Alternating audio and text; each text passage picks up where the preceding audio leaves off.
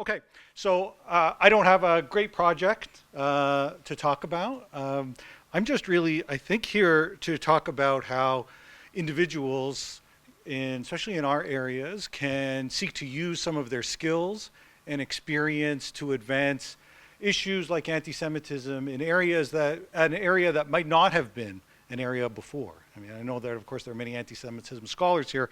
Up until recently, I suppose, one of them, I don't know that I still am an anti-Semitism scholar. As you heard, I focus on digital policy at the University of Ottawa. I've also been involved with the University of Haifa for many years.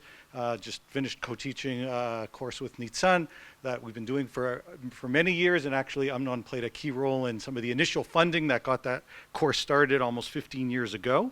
And I would say that issues around online hate and anti-Semitism came up from time to time over the years, but certainly wasn't a core focus. But like many, there's sort of the About Me page, and then there's, I guess, an About Me page after October 7th. And in my instance, I well recall it was October 6th at that moment. But a number of months earlier, finished the annual course that we did, and at the time, there had been some attacks from Gaza, and so I got the So Far Red Alert app on my phone, and it was on my watch from when I had been here in the spring, and for whatever reason, I'd never deleted it. And after a Shabbat dinner, I started to fall asleep on the couch, and all of a sudden, it started buzzing and buzzing and buzzing to the point that I thought it must surely be some sort of malfunction that is taking place, and of course, it wasn't. I wish I could tell you that I jumped up and immediately started engaging on some of these issues. And while I look to my community in Ottawa for support and to provide support, I have a brother that lives here and my wife was born here, so we have many, of course, that were directly affected. The activity around anti-Semitism came later. It started first on campus, and we're asked not necessarily to talk about the campus-related stuff. This is more public-facing. But first on campus, there was almost an immediate need to provide support to students, to find community, to deal with the administration, and that in many ways has carried on for some time. But over time, as anti-Semitism in Canada and in my community and many other communities became far more pronounced, far more of a real threat, and demanded far more of an answer, I and others became more active. And I suppose that the approach that I took is an approach that is similar to an approach that I've taken in my field. I mean, in some ways, this is designed to talk about how we can leverage some of our traditional skills. My involvement has been around digital policy and trying to influence digital policy in Canada. And so my goal was to seek to influence policy, for one, around anti-Semitism online, trying to urge Canadian leaders and others to consider what kind of policies they might adopt to take stronger positions publicly as a matter of leadership, and to consider whether or not Canadian legal frameworks were sufficient to address some of those issues, to raise awareness, in large measure because outside of the bubbles where this is something that feels like a part of our daily existence, for many, this is not something that people pay a whole lot of attention to, and reaching out into communities that don't pay nearly as much attention and maybe far less aware seemed like a valuable thing to do.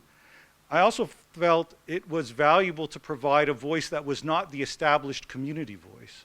Many of the voices that you see are people that will work for, in my case, Jewish Federation or other kinds of groups, B'nai B'rith and Wiesenthal and others, who are critically important.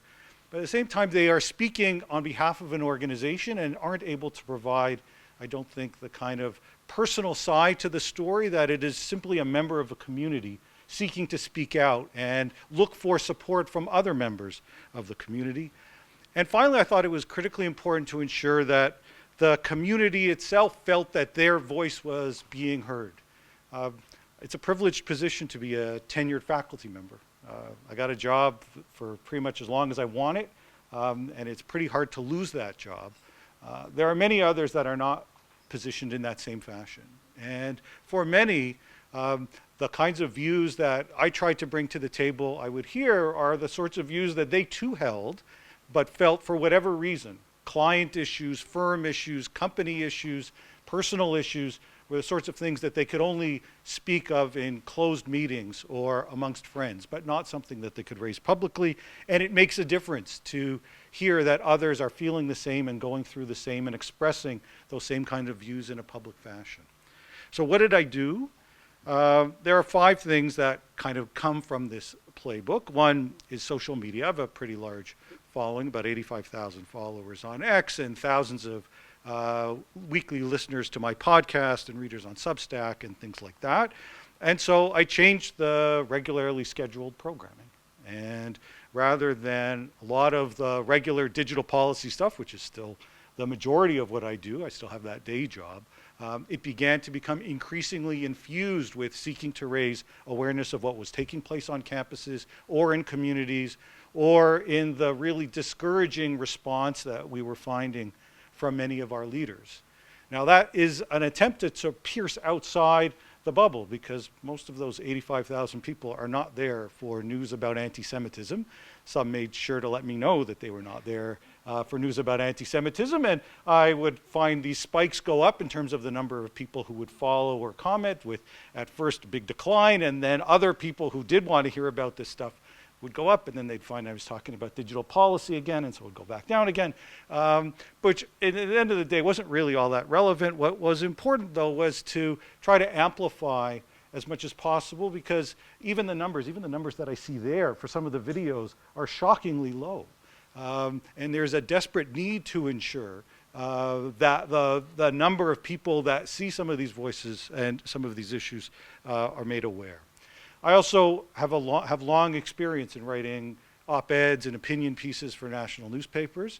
And so I believe that I've written more national op-eds for the national paper in Canada, the Globe and Mail, on anti-Semitism than anyone else in Canada outside of in-house people. And part of that stems from the fact that I have experience in trying to write these. I have established relationships where I can be a trusted voice, if not an expert in this. And once again, it's effort to try to reach different audiences. That kind of work then leads to other possibilities. I've now appeared multiple times before House of Commons and Senate committees where there's been opportunities to raise anti-Semitism directly with Canadian elected officials and senators, which has the advantage both of trying to take this issue and render it into a policy frame directly in that kind of environment, but then also feed into what in Canada anyway has become a bit of a clip culture, where these appearances are all publicly streamed or televised, and the ability to take that 5-minute segment and make it then more readily available on social media, giving it the imprimatur of having appeared before Parliament raising these kinds of issues, has its own virality and its own impact that is somewhat different than speaking in front of a classroom, let's say, about some of those same kinds of issues. I also participate actively, essentially, in lawfare. I'm a representative on a legal task force for the lead Canadian Jewish organization on those issues, lending an academic perspective to some of the strategy about the sorts of cases that get taken on, whether those are union-related cases or campus cases or otherwise. There are, sadly, way too many cases potentially to take on in this context, but it's an attempt to use the sorts of legal skills and academics perspectives to litigation and policy making. And then finally, there is this attempt to take what I used to see as my day job, the digital policy side, and bring it into this environment. And so the panel that we held, for example, just before lunch, was an opportunity to talk about how I've explored the prospect of trying to hold platforms more readily accountable for what takes place in the digital environment and some of the strategies we might use from a legal perspective. And there's also opportunities to try to create convening different groups in this area. So a couple of weeks ago, at the request of the Israeli ambassador to Canada, I led a day-long workshop together with the embassy, where I started with a keynote, but brought together the platforms, multiple government officials, several other governments and ambassadors, as well as 8 different Jewish organizations from across Canada, really to try to engage more in information sharing and try to identify where there might be some sense of commonality and possibility. So that's some of the kinds of things that I've been doing. The reaction is as you might expect. There are certainly some people who like this and give positive reactions.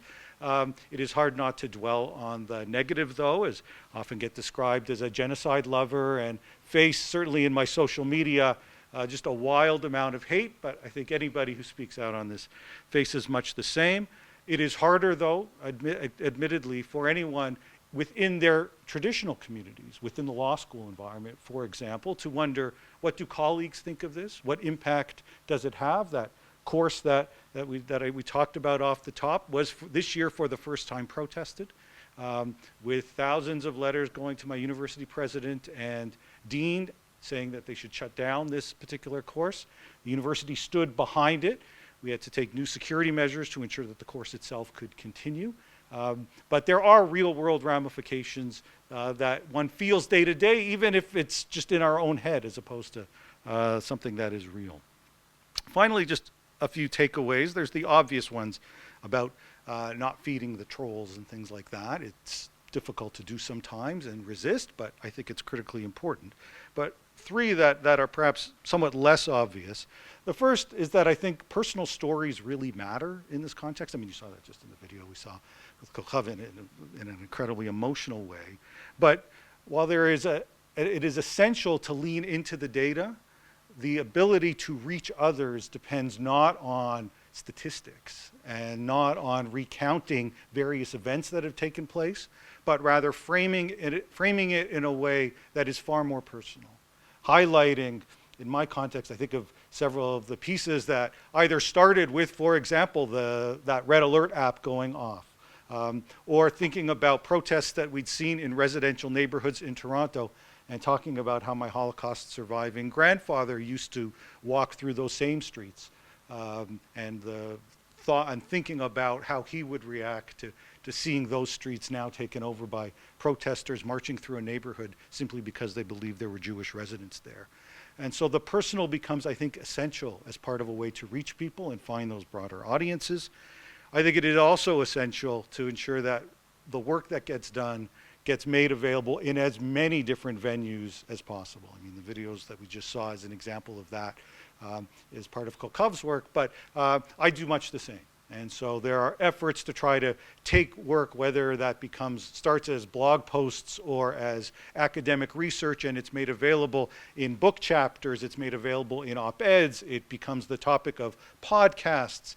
It is a recognition that people consume and access information in a myriad of ways, and it is not for us to say, this is how you must access my information, come read my post or my article, but rather to meet them where they are in as many ways as possible, and that's been a core strategy. And finally, I think it reflects the fact that everybody's expertise is going to be different. And I think on this issue, it is hard after 3 days of both inspiring talks, but at the same time, deflating and dispiriting to see the degree to which anti-Semitism is thriving in many respects all around the world. This will take a village, and that village needs to have people who bring expertise in a myriad of ways. I've used mine, and I hope that many of us will find ways to use yours. I'll stop there.